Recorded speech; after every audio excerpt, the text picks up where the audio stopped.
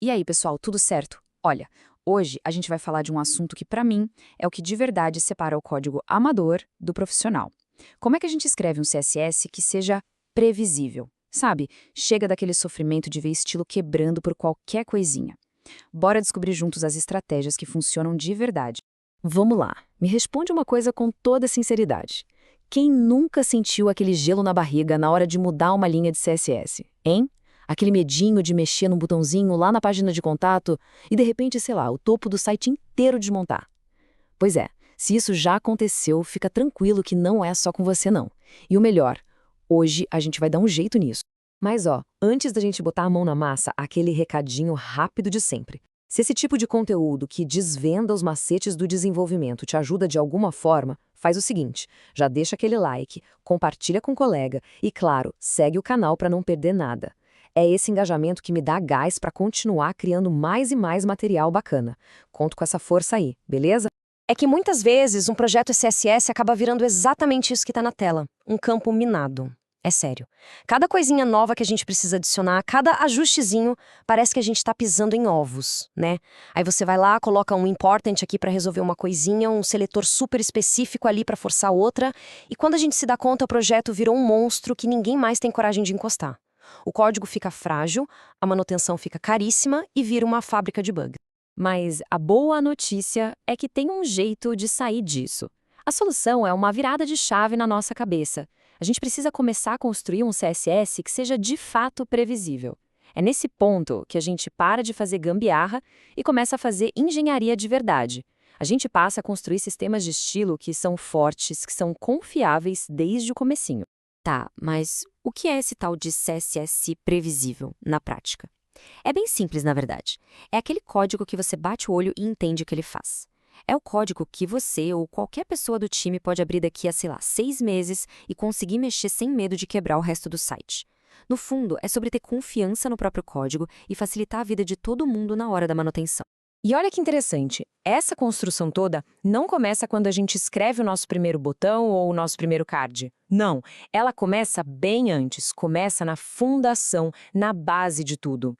E a primeira regra de ouro para a gente ter um layout que não dá dor de cabeça é uma coisinha chamada box sizing. Agora, dá uma olhada nessa comparação, que isso aqui é sensacional. No código da esquerda, que é o padrão do navegador, sem o border box, a gente tem um problema. Se você define uma largura de 200 pixels, o tamanho final do elemento vai ser esses 200, mais o padding, mais a borda. Ou seja, você tem que ficar fazendo conta de cabeça o tempo todo. Agora, olha a mágica acontecendo na direita. Com box size em border box, se você diz que a largura é 200 pixels, ela vai ser 200 pixels. Ponto final. O padding e a borda, eles são calculados para dentro do elemento, sem bagunçar o tamanho final. Cara, isso acaba com as surpresas. É simples, é intuitivo e previsível. Beleza, com a nossa base, nossa fundação bem firme no lugar, a gente já pode subir o próximo andar.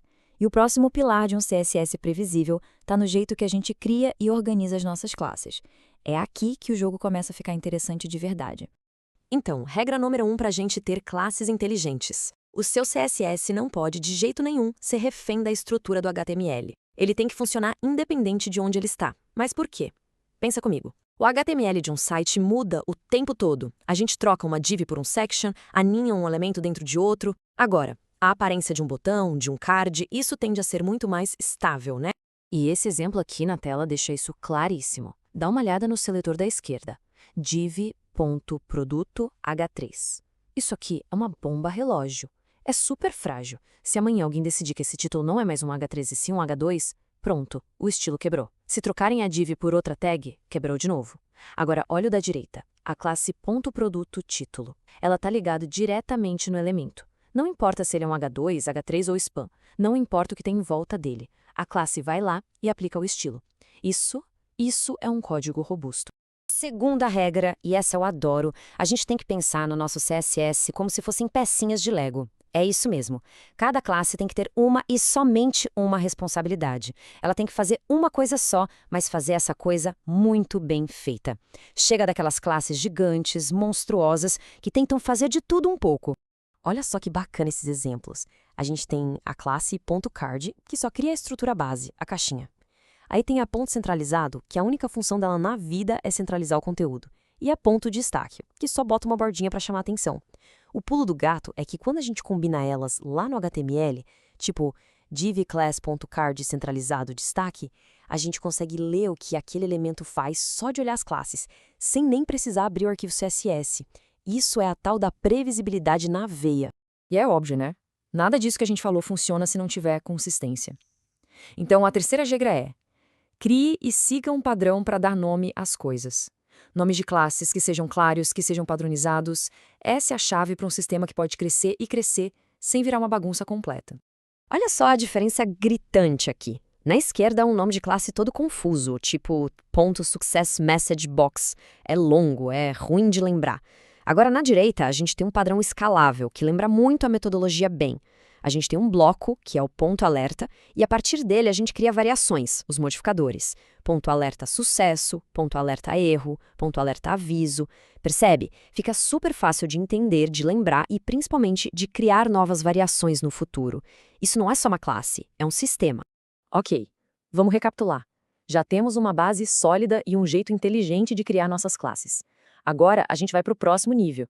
A gente vai parar de brigar com o CSS e começar a usar as características dele, como a cascata e a especificidade, a nosso favor.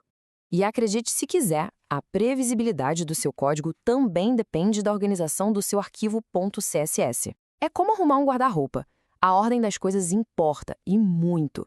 Uma estrutura que faz sentido, que é lógica, deixa o código 1000 vezes mais fácil de navegar e, principalmente, de achar e corrigir problemas. E uma estrutura que funciona muito, mas muito bem mesmo, é essa aqui. Primeiro, lá no topo do arquivo, você coloca os estilos de base, resets, estilos do body, a tipografia geral. Depois, você define seus componentes principais, o ponto .card, o ponto .btn, o ponto .modo. E só lá no final, você coloca as variações e os estados, tipo um ponto .btn primário ou um card quando ele está com erro. Essa ordem, do mais geral para o mais específico, faz com que você sempre saiba exatamente onde procurar cada regra. Agora, vamos tocar num ponto que pode ser polêmico, mas que é fundamental. Se você anda usando important para resolver um problema aqui e outro ali, sério, para agora.